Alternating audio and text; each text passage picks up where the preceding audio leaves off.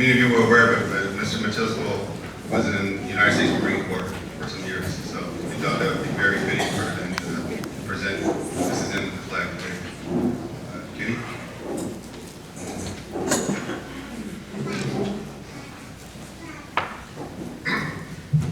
As many of you know, Mr. and Mrs. Matisco have been a part of our community for decades.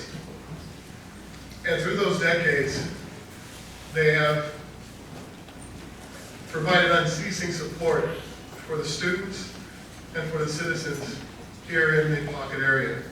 It is my pleasure to, at this time, announce Chief of Staff Dennis M. Rogers, who will present a resolution from the City of Sacramento on behalf of Vice Mayor Rick Jennings, District 7. Mr. Rogers.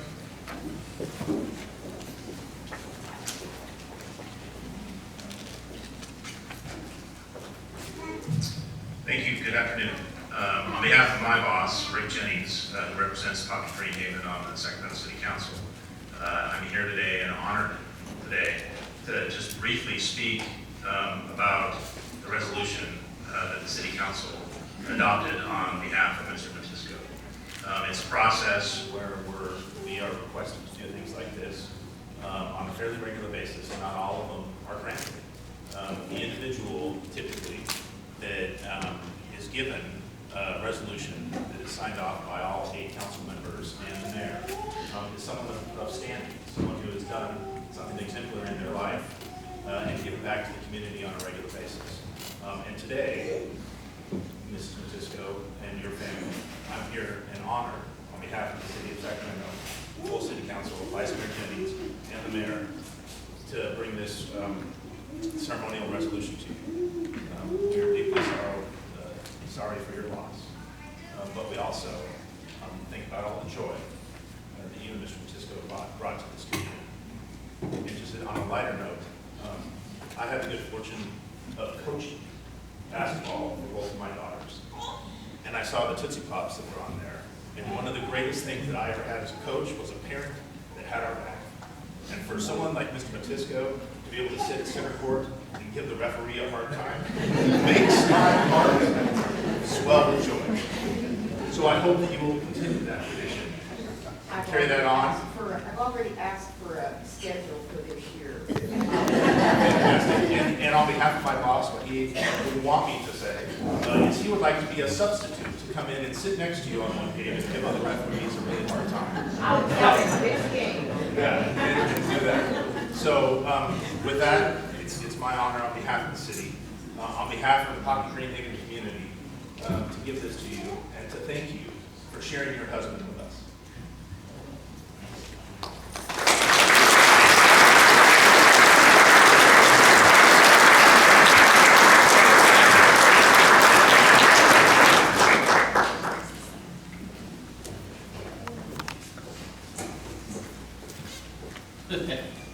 Short.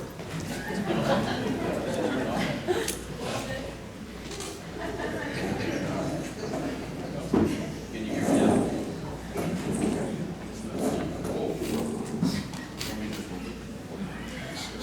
now?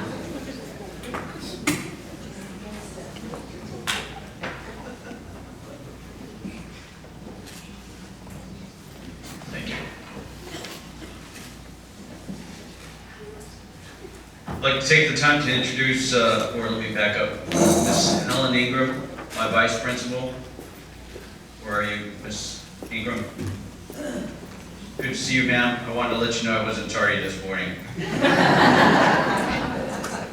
And I will be reporting to you after we're done today.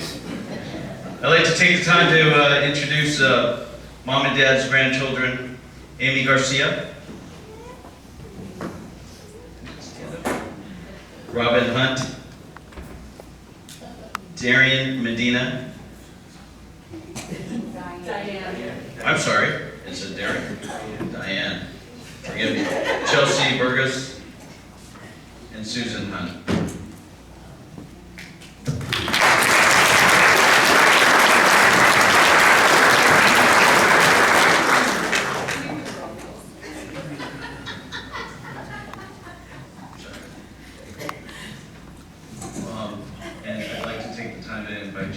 somebody would like to come up and say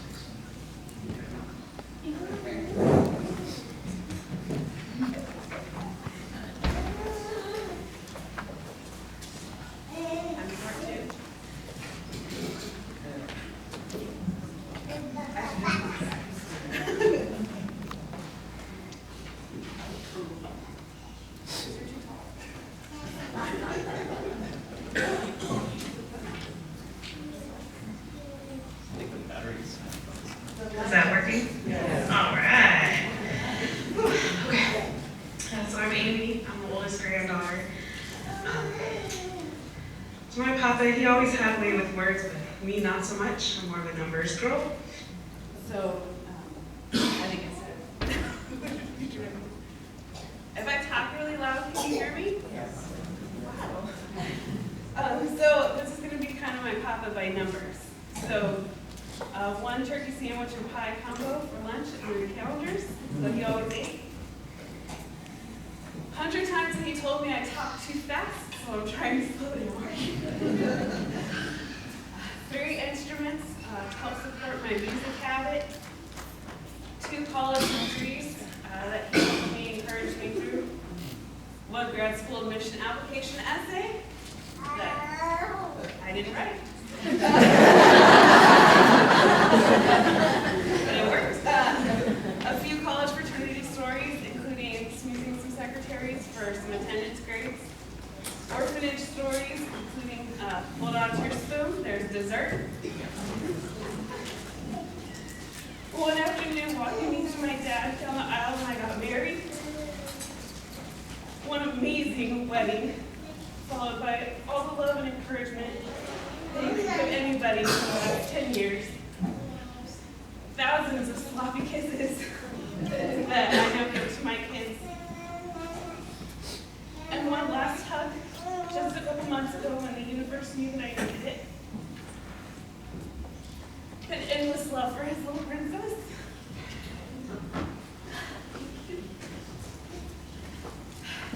And one place in my heart that he will always have, what I'll always want, my papa.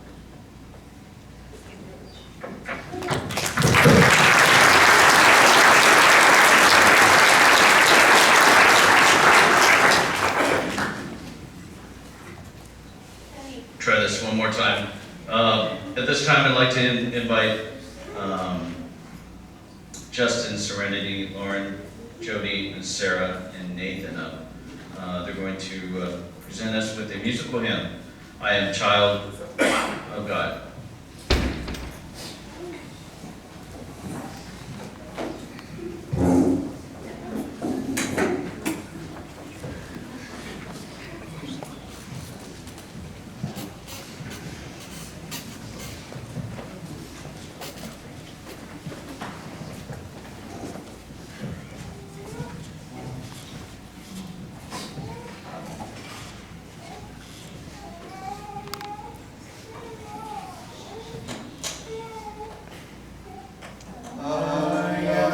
Child of God, and He has sent me here, has given me an earthly home, with parents kind and dear.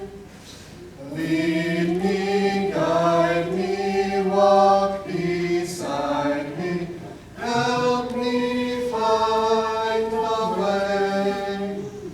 Teach me all that I must do to live with Him.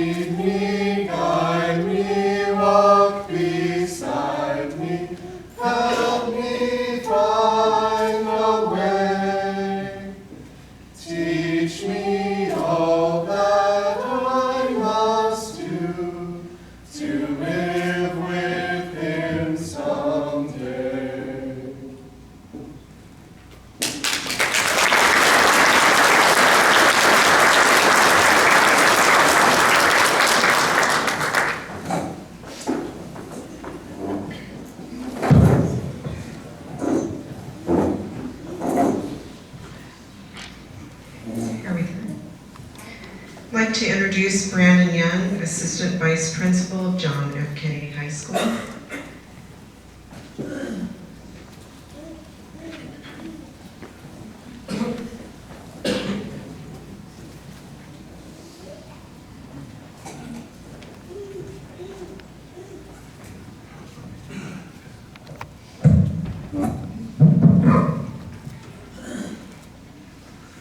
Good afternoon, everybody. I find it very fitting that we're here in the backyard of Kennedy High School, surrounded by students, alumni, teachers, colleagues, coaches, administrators, family, and friends, celebrating the life of our most beloved Cougar, Joe Matisco. I was extremely honored when Jan asked me to say a few words about Joe. I've been around Kennedy athletics.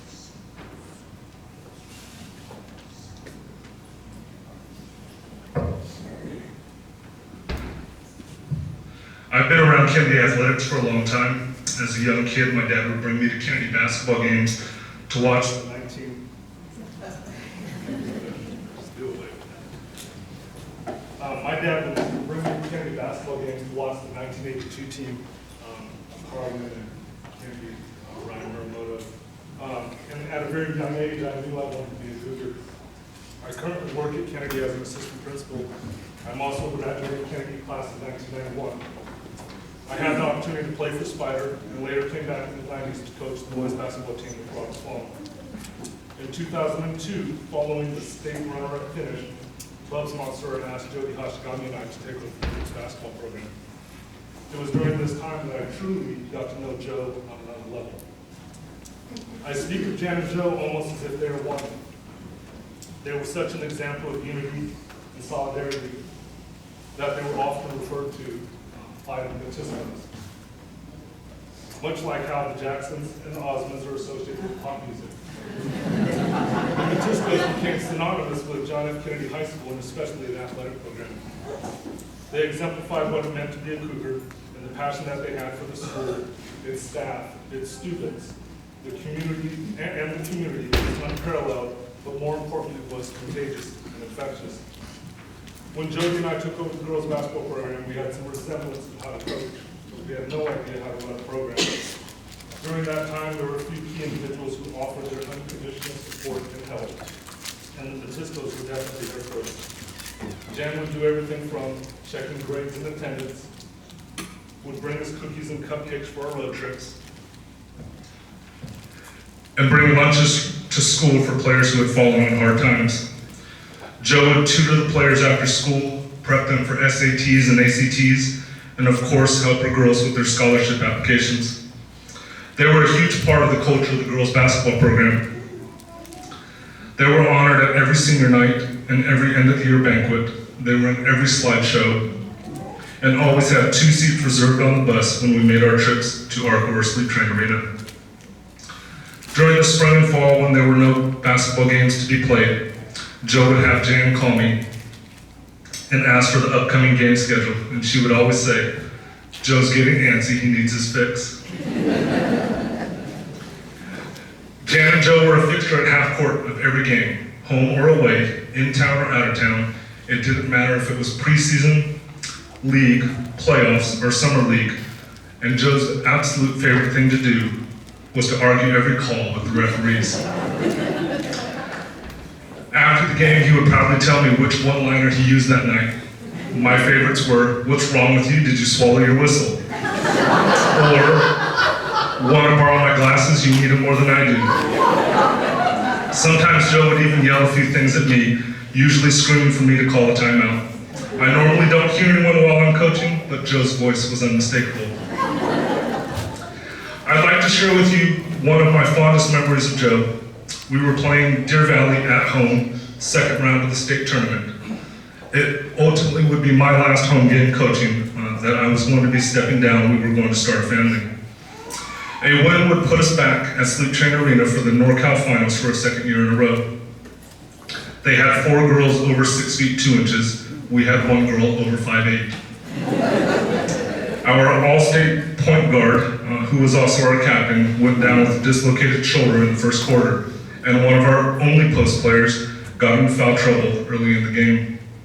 We go down by 13 in the third, and things were looking pretty bad. We made a few adjustments, inched our way back into the game, and down the stretch, it seemed like every dead ball, Joe was yelling at me to call a timeout.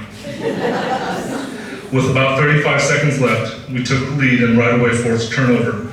Joe was in true form and was yelling at me to call a timeout from across the gym. We brought the clock down to about 12 seconds, and I called a timeout right in front of our bench. I remember turning to Marvin, my assistant, and saying, "What do you think?" And Marvin said, "They've been guarding an inbounder all game." We ran a play from the sideline and scored and sealed the game. When the final buzzer went off, the green screen machine stormed the court, and I remember looking across the court and seeing Jan standing up clapping, and Joe standing there like only Joe can.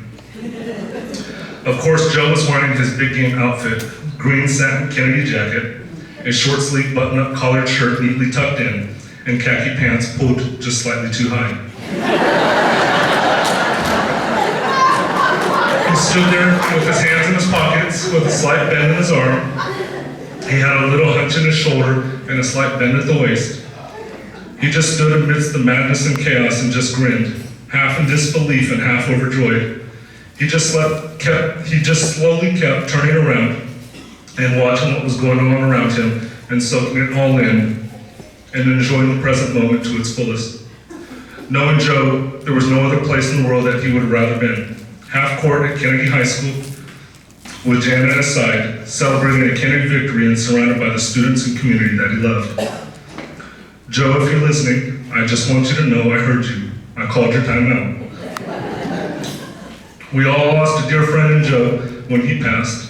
Joe shared our agony and tears when we lost, and he rejoiced and celebrated with us when we won.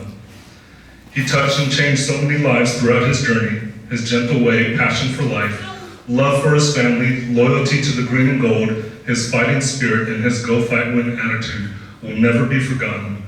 Will be forever missed, but will never be forgotten.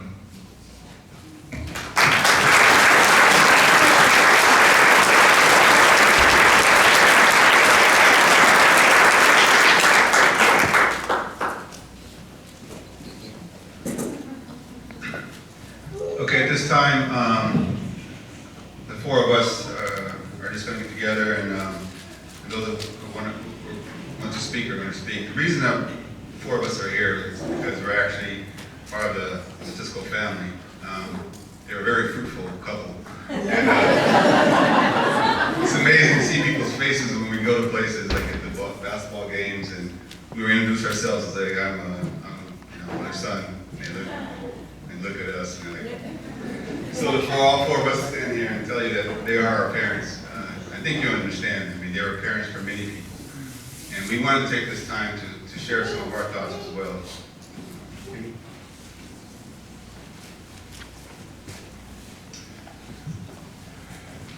Well, this is really surreal to be here. I'm just going to share a few thoughts just so that you all know. And I guess first of all, what Mr. Rim would want me to do is to acknowledge all of you and the role that you play as being part of this community, and more so this family. And that's what we are today. Coming together to celebrate Mr. Matisco's life, but also recognize our parts in that life. And as Carwin said, you know, there are vast lands and oceans that have been crossed by many of the people that have touched crossed the paths of Mr. and Mrs. Matisco. But for me, I just wanted to share with you so you understand how I became their other son. In 1973, a small boy near Freeport, on the Freeport Boulevard, lost his father.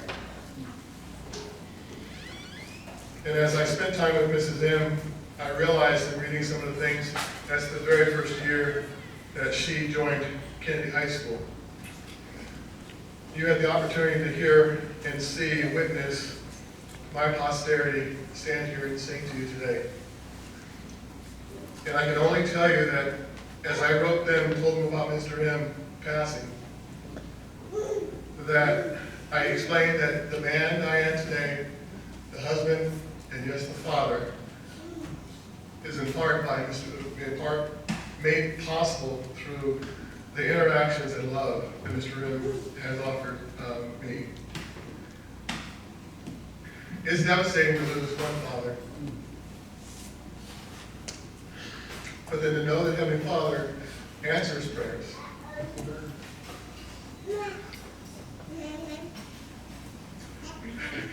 And even when I wasn't prepared, because I was still in elementary school at the time, at Cabrillo, placed 2 angels at Kennedy High School.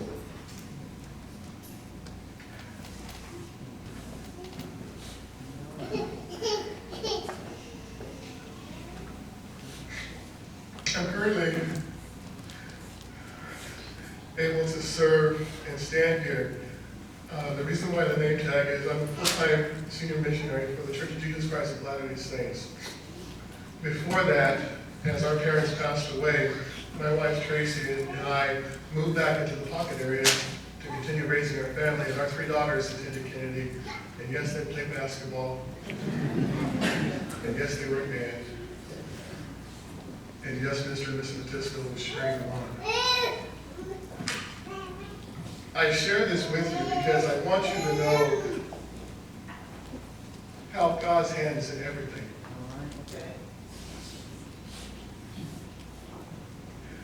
I didn't see it. But standing here today, spending time with Mom yesterday,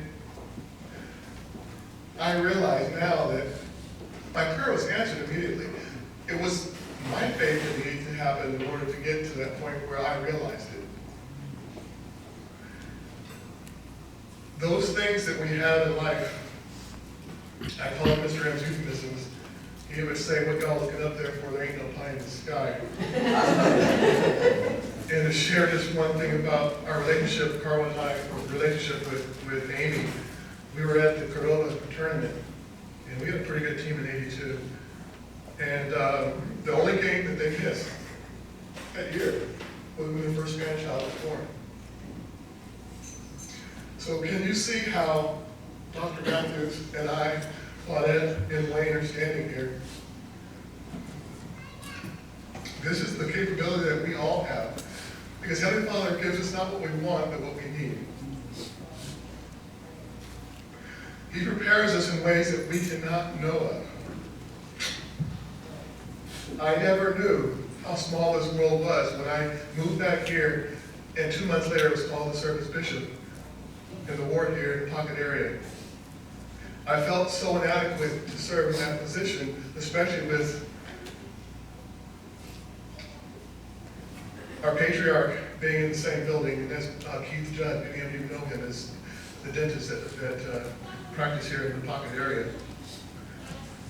I've been blessed in ways that you guys can't even imagine. But part and parcel, I just wanted to share with you that you all played a key part in that. And I say that simply because you're here. And I look out amongst you, and if you knew me as the little boy that I was, you're standing here, and I'm standing here today, and you're sitting here and seeing a miracle. I just want to share this with your name, Jesus Christ. Amen.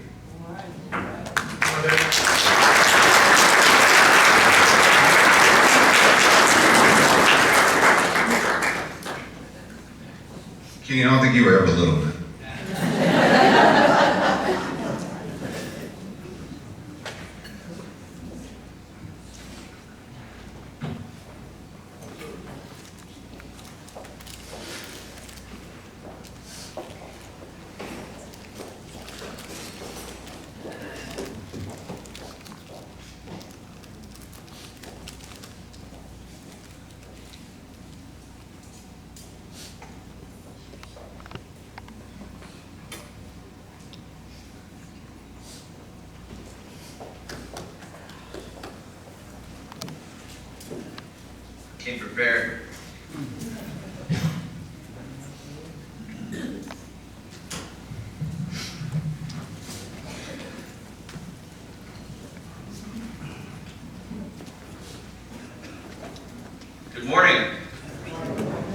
May peace be with you. Thank you. Wow, now that's what I'm talking about. I'm the youngest of four brothers and sisters up here. And Mom has given me, I'm also the one that talks the most and the loudest. So Mom has given me permission to stay and talk as long as I want. So I'm just going to take a little bit more of your time if you bear with me.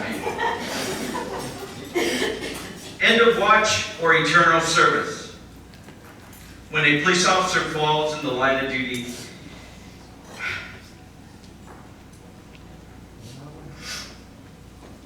it is said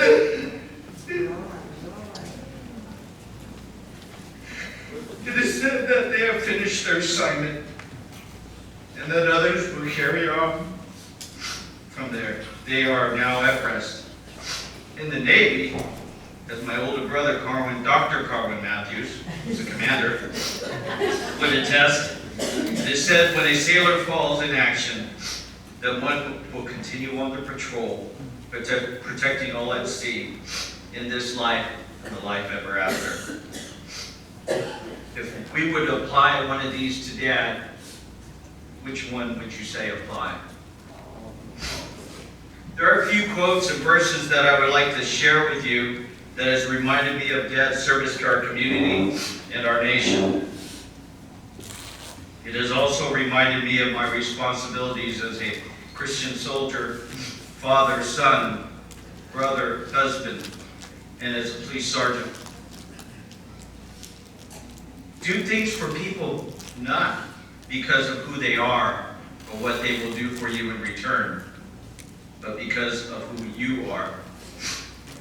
Mother Teresa. Life battles don't always go to the stronger or the faster man or woman. Sooner or later, the man who wins is the man who thinks he can. Vince Lombardi. My name is Wayne Kanemoto, and I am one of the many sons of Jan and Joe Matisco, Kennedy class of '87, and graduate of the Matisco Academy.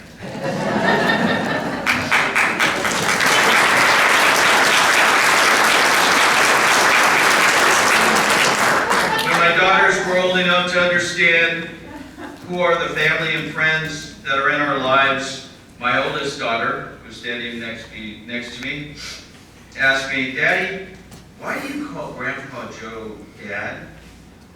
I explained to her that you call someone your father or dad to pay them the highest respect of someone you love and care about. You call someone dad because they give you everything to you as if with their own child. Their love, moral support, guidance, and patience. And you always respect that awesome responsibility and gift someone has given you. Some don't have fathers. I was fortunate I had two. That's why Grandpa Joe is like a father to me, a mentor, and has earned that title. And when time comes, he will help you get into Stanford. I explained to my daughters that Grandpa Joe started tutoring me in junior high school. I was the type that had to read things 3 or 4 times to understand it before I was ready for any tests. Dad just saw I needed a little push forward and some focusing. We still talk about my senior year history class in Kennedy.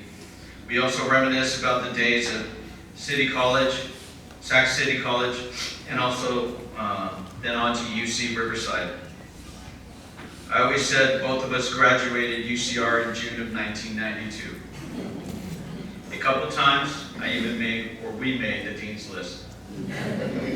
Before email existed, many of my term papers were sent back and forth through mail, and returned with red marks and a few choice words of disappointment by me because it didn't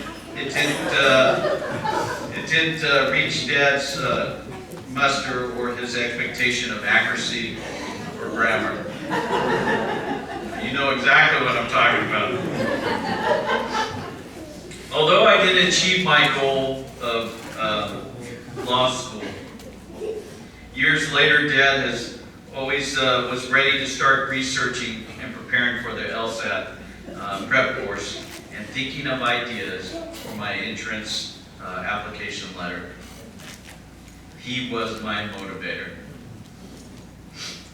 I will have to ask my big brother, Kenny, to correct me if I'm wrong in the use of the application of some of these verses, but please bear with me. Peter 4, verse 10 says, like good stewards of the manifold of grace of God, serve one another, whatever gift each of you has received. Ephesians 2, verse 10 says, for we are what he has made us, created in Christ Jesus, for good works, which God prepared beforehand to be our way of life.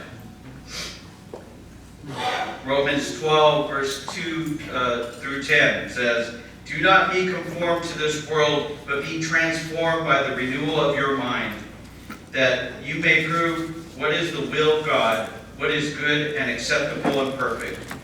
For as in one body we have many members, and all the members do not have the same function. So, we through many are one body in Christ, and individually members one of another. Having gifts that differ according to the grace given to us, let us use them. If prophecy, in proportion to our faith. If service, in serving. He who teaches, in teachings. Let love be genuine. Hate what is evil. Hold fast to what is good. Love one another with brotherly affection. Outdo one another in showing honor.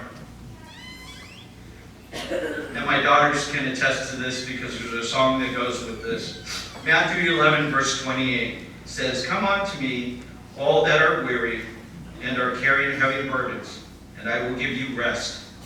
Take my yoke upon you and learn from me, for I am gentle and humble in heart, and you shall find rest for your souls. The final verse strikes me as what personifies Dad and Mom the best, and it is one of my favorites.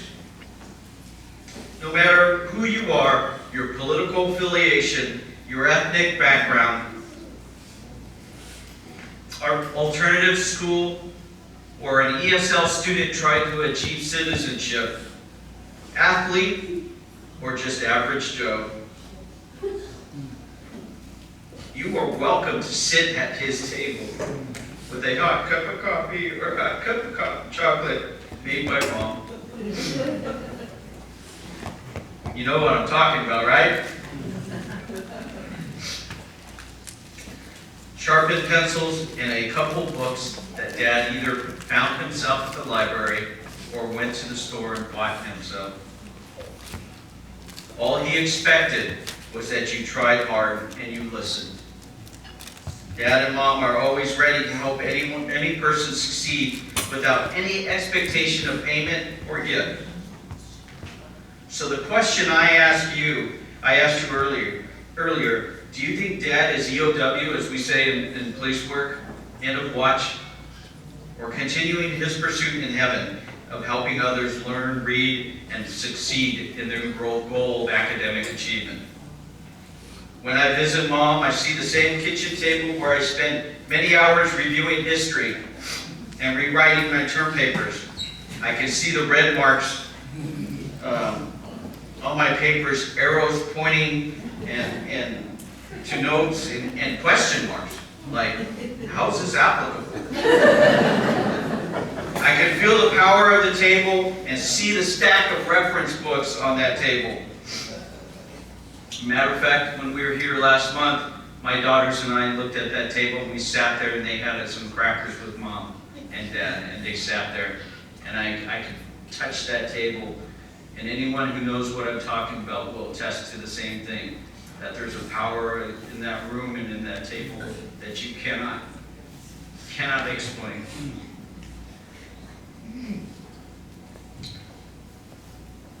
I know many students have sat at that table before and long after me, all obtaining the same gift of patience, dedication, and hard work.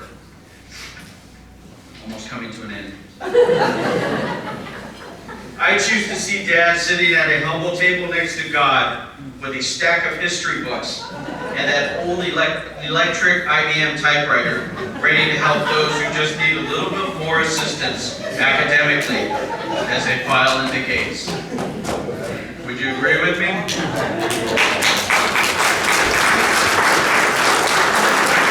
I'm not making fun, I truly mean this. Can I get an amen on that? Amen. In closing, I ask you as fellow students of our Father, what will you do to carry on the responsibility as one that has received the gift of love and dedication? Will you be a teacher to others in need? Will you help them understand a little bit more about the independence, the Declaration of Independence, studying political theory or the Pythagorean theorem? Over the years, I often would say this to people I come in contact with while on patrol. Life is about choices. You can choose to get up in the morning and do nothing or do something bad. Or you can choose to do something positive and something good. Make a difference for you or your family and someone else every day. Be part of the solution, not part of the problem. Just like Dad would do. This is how we honor Dad and Mom and show our respect. As you know, Dad was just not a teacher and a scholar. He was and always will be a Marine. So I saved this last one for him. Some people live an entire lifetime and wonder if they've ever made a difference in this world. Marines don't have that problem. President Ronald Reagan. I love you, Dad and Mom. As I have always said, his son will never forget. Thank you for your service. Thank you for helping me and the many like me find our way. I hope I've made you proud. May peace be with you all.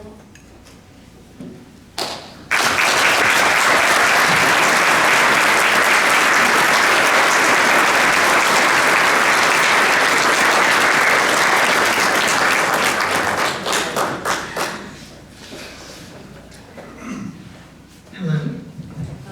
After that, I thought I was the waterworks of the four of us, but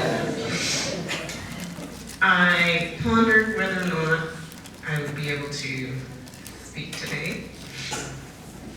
And in talking to Kenny on the telephone in New York, he reassured me that we were all here for the same reason. We're here to share stories about Papa.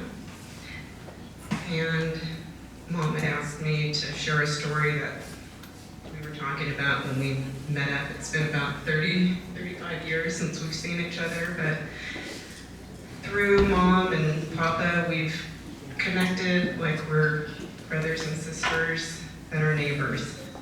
And I too was one of those students running up the stairs of the apartment, part eager to see the two of them and part in dread of Papa's stack of books and notes. But one of the things about Joe is he always wanted to make you feel special and to bring out a quality that you had inside yourself that you may not have believed in. One of those things I'll talk about is a kind of a lighthearted subject. I happened to bake a cake for him one day, and one of the words that Papa would say that you knew that was it was going to be, was the word now. When he said now, you say next, that's what it was gonna be. So he said, now, you're gonna have your own cake business. And I said, what are you talking about? I just baked you a cake. Well, you work at the Capitol and you're gonna start your own cake business and I'm gonna make your business card. I had nothing to say about it. He came to my office one day with a business card with a lady holding a cake. And I said, well, can I change the cup? No. How about the color of the cup? No. Can I make her thinner? He agreed to that. And he let me put heels on her. But that grew to be a lucrative business while I worked at the Capitol, and thanks to Papa and believing me in many things, not just that. That was a good decision when I decided to be Jan's aide at Kennedy that day, because I not only got that class, I adopted a mom and dad as well. And many stories of encouragement and lots of joys and tears in between there. But Joe became my second dad. My own father passed away when I was 10. And when I was 14, he filled his shoes and was there through everything. And I was able to witness both the expressions of Mom and Papa when Amy was born. I haven't seen Amy all these years. The last time I saw her, she was an infant. So thanks to Joe, he's brought all of us together here for the same reason, and I hope that we get to share some stories, good ones. Thank you.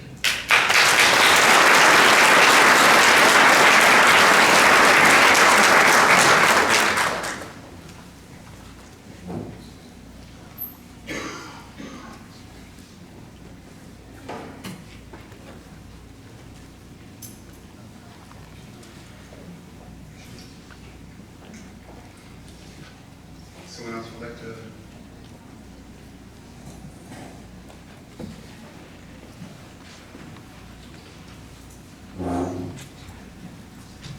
Amy went up and then it just moved right along.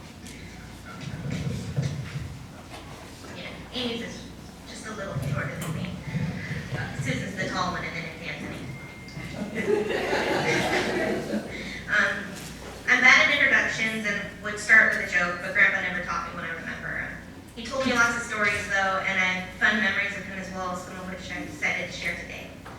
He grew up in an orphanage and told me once, they don't give Novocaine to the orphans, which terrified me. I hated it at this, but showed his strength in that if this was true, he would sit there with an numbing agent and go with it.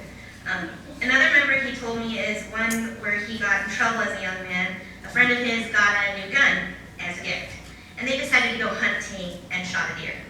Only it wasn't deer season.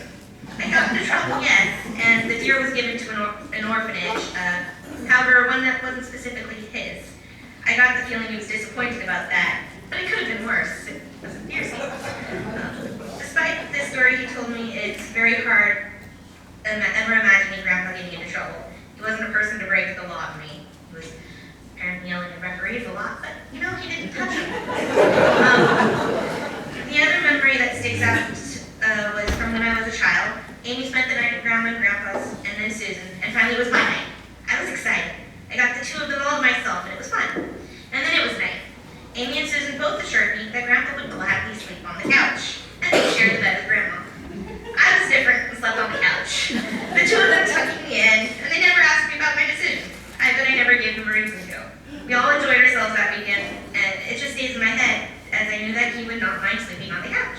And it made me feel it's warm inside knowing that. Grandpa supported my decision to study history. We would discuss it, the parts we both knew, or could listen to each other for something new. In fact, Grandpa, Dad, and myself shared a card on the way to Tahoe for Anthony and Chelsea's wedding, and we listened to a man read a paper on medieval society and facial hair. It was something we all just enjoyed together. I treasure all the memories I have of him and miss him greatly. I love you, Grandpa, and always will.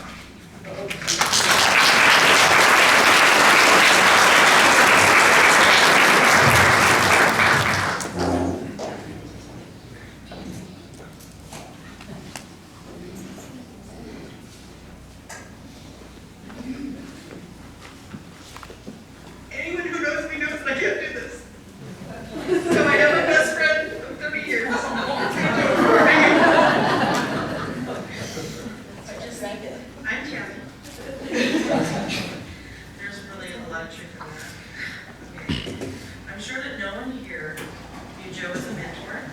I'm sure that no one here knew Joe as a teacher.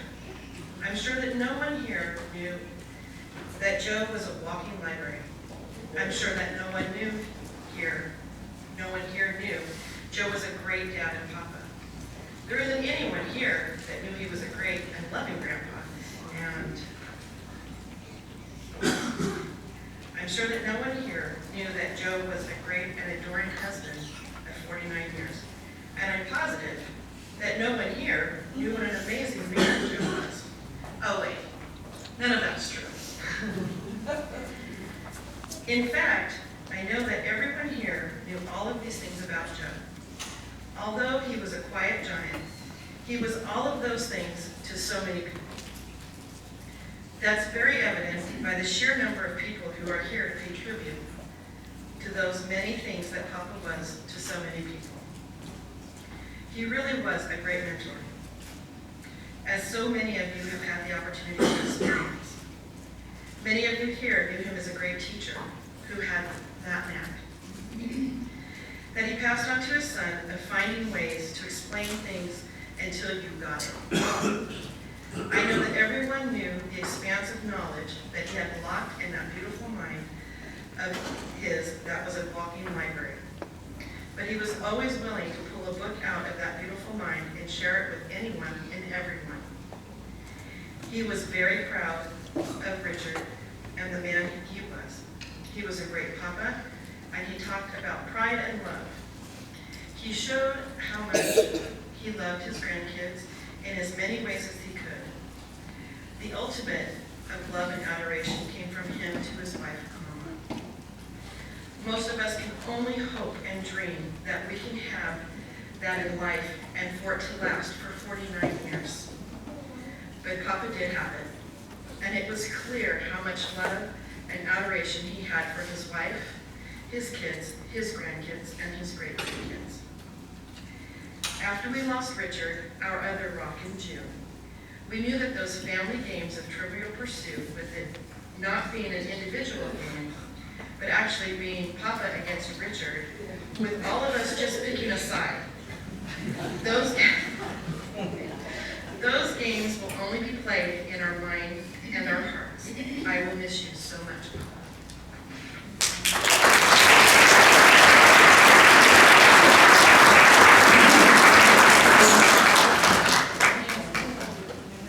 That's why I can't see.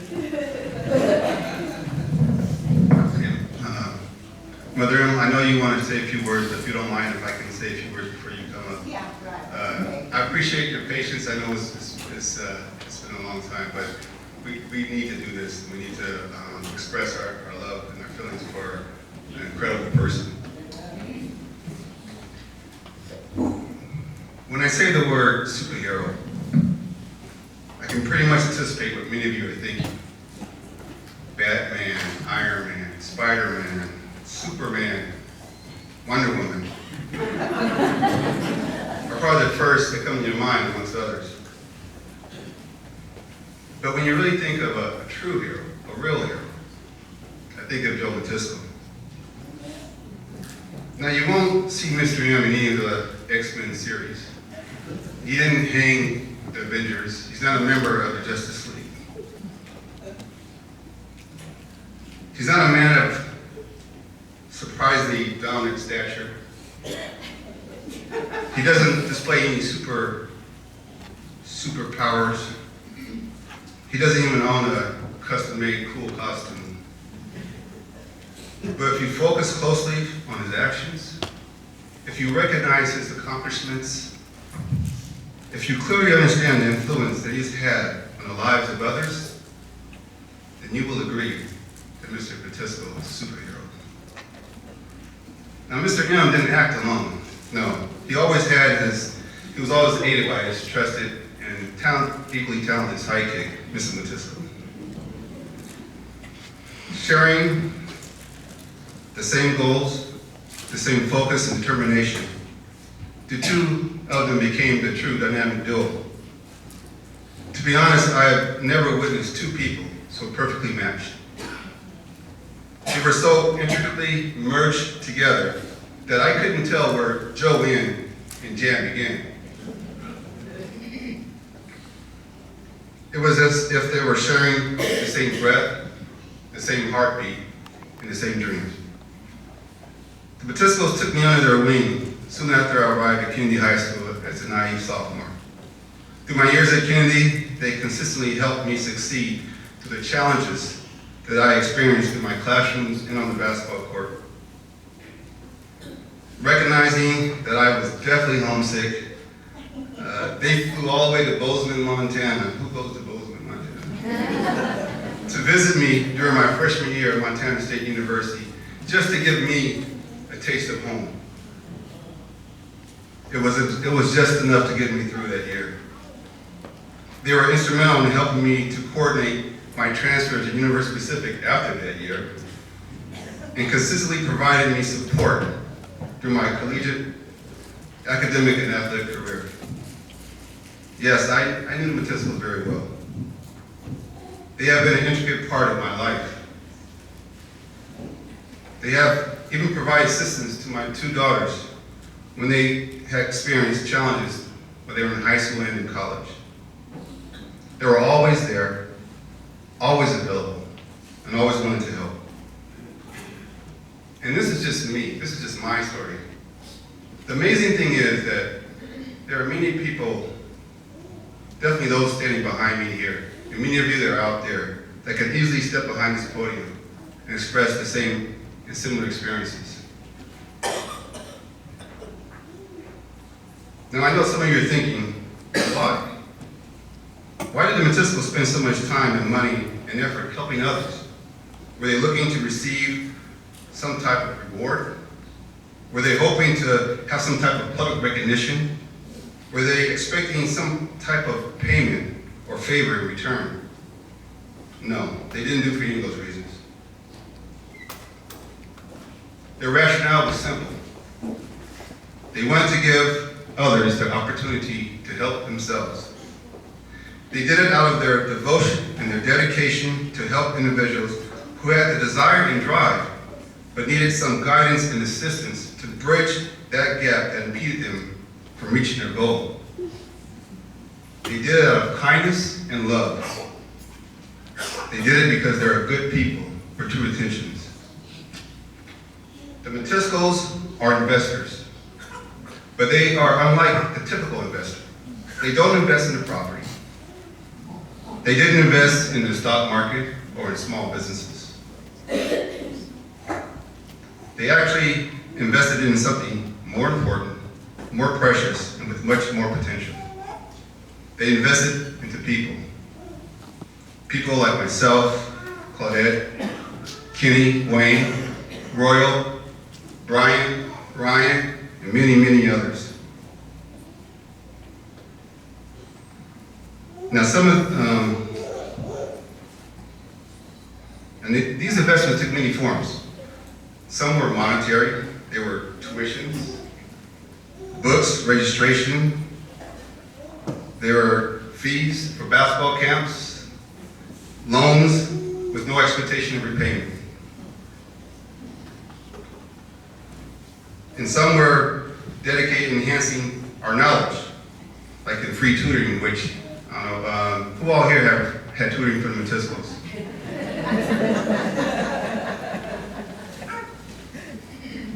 The Matiscos also helped with completing essays and personal statements and resumes, book reports, just to list a few.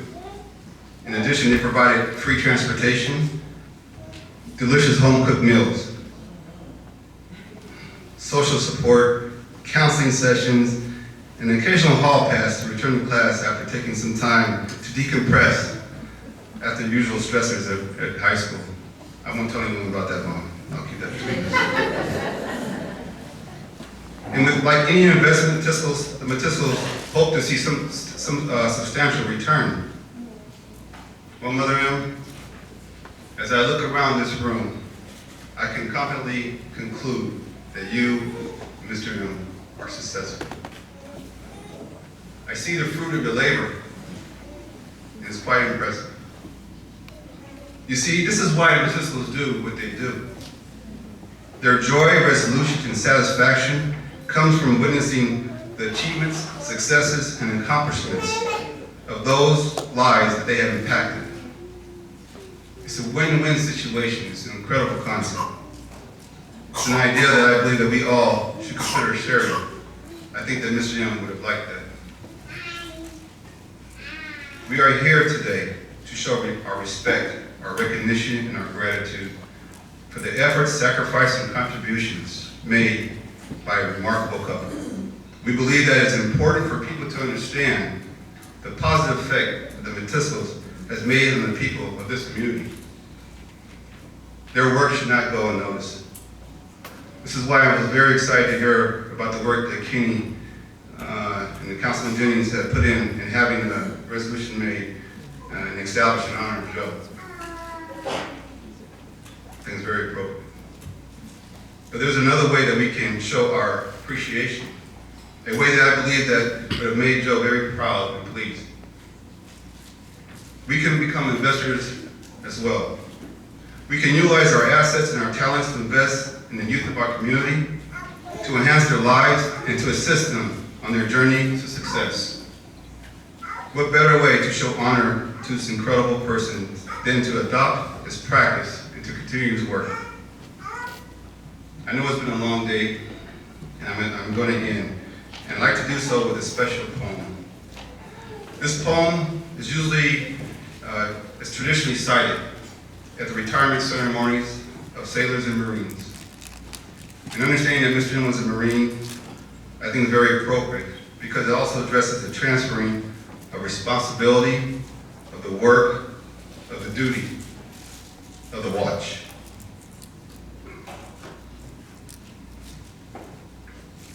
For many years, this Marine stood the watch. While some of us were in our bunks at night, this Marine stood the watch. When some of us were in school learning our trade, that Marine stood the watch. Yes, even before some of us were even born in this world, this Marine stood the watch. In those years when the storm clouds of war were seen brewing on the horizon of history, this Marine stood the watch. Many times he would cast his eyes ashore and see his family standing there, needing his guidance and his help, needing that hand to hold during those hard times. But he still stood the watch. He stood the watch for many years.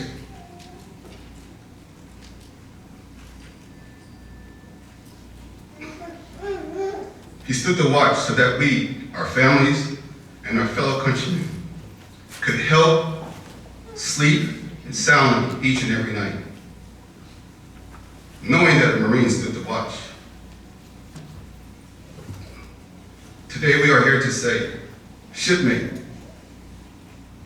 the watch stands relieved. Relieved by those you have trained, guided, and led. Ms. Matisco. You stand relieved. We have to watch.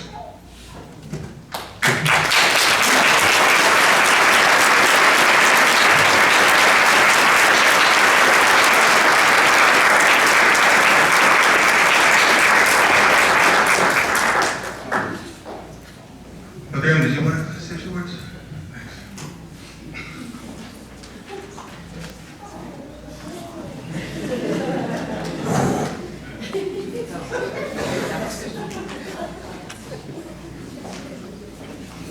The younger son's always a favorite.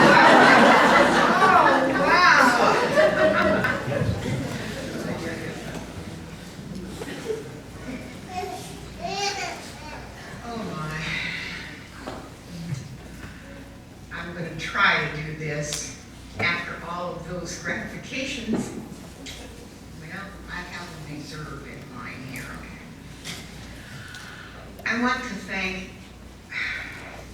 our dear family, our adopted families, and our friends who have helped prepare Joe's celebration today of his life, as well as all of the gracious support that you have all given to us during a very difficult time where we lost our Richard and Joe in a matter of 3 months. As Tammy says, enough already. I want to thank the staff at the Elks Lodge for preparing a beautiful place and setup. When I walked in this morning, I thought, Joe, it's beautiful. It's gorgeous out there. It's just your kind of day. And for Raina's Catering, who have prepared a delicious buffet for us to enjoy in a few minutes. I can't begin to find the words to express my gratitude to my kids, our families, to all of the gracious things that have been said about Joe and myself today. I feel I could fly from here to New York without a plane. I'm impressed and I'm so gracious. It's difficult to find words to thank you for all of the gratitude that you have shared today. It's overwhelming. I just told Tammy, I'm overwhelmed. I'm just overwhelmed. Joe and I shared 49 years together. Happy times. And I thought this morning, when it was time to get ready, I thought, Jan, you're as nervous this morning as you were the day that you drove in that car to San Francisco to marry this guy. So, come on, it lasted 49 years. I think I can make it today. And many stories have been shared about the events that we've done with our family and friends. But there are a couple that haven't been touched on that I'd like to share. They're kind of personal, so bear with me, okay? I realize we all know that Joe yelled at the referees. But at one particular game, a football game, played at San Juan, Brad Strong was playing. I was really fearful that we were going to be escorted out of the stadium because Joe was on this ref's buns all day. He said, Jan, he's just not seeing anything. And I said, but you yelled at him. And he said, I'm going to continue. But when the ref came over to him, to us at halftime, Joe spoke to him in kind of unkindly, and he took his glasses off and he handed them to the ref and he said, here, I think you need these more than I do. Maybe you'll see the game correctly. Poor ref wasn't prepared for that. He just turned around and walked off. So, Joe and I love to dance to the big band music. You know, where you still hold on to your partner. But at our first dance, Joe said, Jan, I'm not a very good dancer. And I said, oh, don't pull that. We're here at the dance. We're going to enjoy the dance. But we were already on the floor. So Joe said, have hold of me. He looked down at his feet and he said, feet does your stuff. And we danced away the night. And we continued to go to as many dances as we could. In Sacramento, we loved to go to Santa Cruz when the big bands were there. And our special trip to Catalina Island from Long Beach on a seaplane. And I thought the bottom of the plane was going out of the plane when we landed. But we danced the night away in the world famous ballroom, and then there was no other place like it. And Joe often talked about it, so I know that that was a special night for him as well as for me. I'm of German heritage all the way, and he knew that I wanted to go to Germany sometime. And he said, well, we're going to go while we're young enough to enjoy it. And I said, really? Think so? Yeah, we are. One day he came home, he heard an announcement on the radio Woods Wanderers from Stockton was having a trip. He said, we're going down to a meeting. Well, we went on that trip. And it was a trip of a lifetime. Then he insisted, when Richard turned 50, that we're going to send Richard and Tammy to Germany at the age that they can enjoy it like we did, and it'll be a lifelong experience. And I know that it truly was a lifelong experience. And again, Joe was correct. We got to share their memories with them, and they were able to do so. You've kind of heard about Joe being kind of a unique person today. Well, he was. But oh my, he had a strong will. I called it stubborn, but he said, no, Jan, I just have my own ideas. He did. He could size up a situation very easily and come up with a solution if it needed it very quickly. Like Tammy said, he had a library of knowledge. He was a loving dad, a papa, loving papa, and a loving husband. And I knew from when he became ill that his concern was that there were not going to be any fairy tales. It was going to be whatever, he told the doctor, whatever is the simplest and easiest way for my wife and my family. Those were his thoughts. He lived a very full, good life, as you've heard from all of our kids. You're right, I will lose from some other, I miss the one thing that I still miss, and I always will miss. We had kind of daily rituals. He always got up before I did and made the coffee and would bring a cup to me, and we'd start the day with a little chat. Well, before you got through half of that cup of coffee, I either got a lesson in math, English, how to write a good essay, Jan, sports, what was popular, or art, or whatever subject he chose. Then he'd look at me and say, Jan, aren't you glad I shared that with you this morning? So, needless to say, we had our little things that we enjoyed. Right now, I know he would say, Jan, time to call to a halt, okay? And so that we can enjoy the good food and visit. That was his idea of a party. He told me one time, well, you can have my party at halftime in the gym during the girls' game. And I said, oh no. He said, well, I want it short and simple because people should come and enjoy themselves. So that's what we're going to do, and I will turn back over to one of these guys. I can't thank you all enough for coming and sharing. My God, what a day this is. Thank you.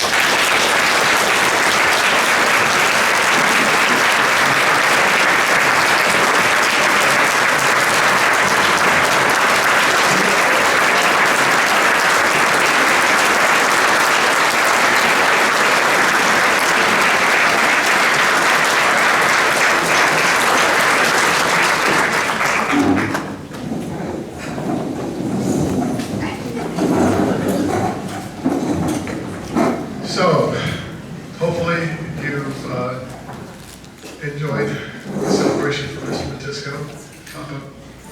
We are so honored to have had the opportunity to spend this time with you. On behalf of the family and friends, and as Mrs. M calls us, the four, we invite you to please join us for lunch. And I'm going to turn the time over to the caterer. She's going to release the tables, each table by table, a few tables at a time. So again, thank you so much for your time.